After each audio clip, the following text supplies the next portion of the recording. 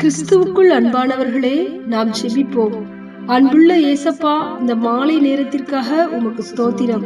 இந்த நாளிலும் நாங்கள் எங்கள் ஆத்துமாவை பலப்படுத்த உம்முடைய தெய்வீக சுகம் தரும் வார்த்தைகளை அறிக்கை செய்து உம்முடைய வல்லமையை புகழ்ந்து பாடி புதிய பலனை பெற்றுக்கொள்ளவும் சுகமடையவும் உம்முடைய பாதத்தில் வருகிறோம்.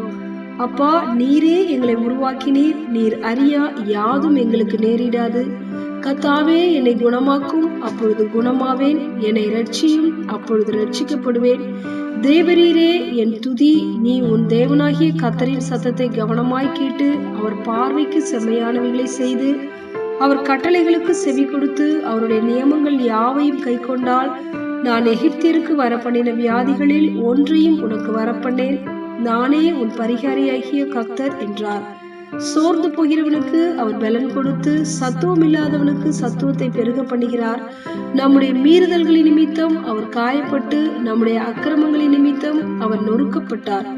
நமக்கு சமாதானத்தை உண்டு பண்ணும் ஆக்கினை அவர் மேல் வந்தது. அவருடைய தழும்புகளால் குணமாகிறோம். அவர் தமது வசனத்தை அனுப்பி அவர்களை குணமாக்கி அவர்களை அழிவுக்கு தப்புவிக்கிறார்.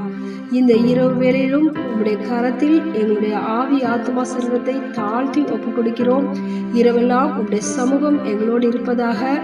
எங்களுடைய இரத்த கோட்டைக்குள்ளே எங்களை மூடி மறைத்து பாதுகாத்துக் கொள்ளும்.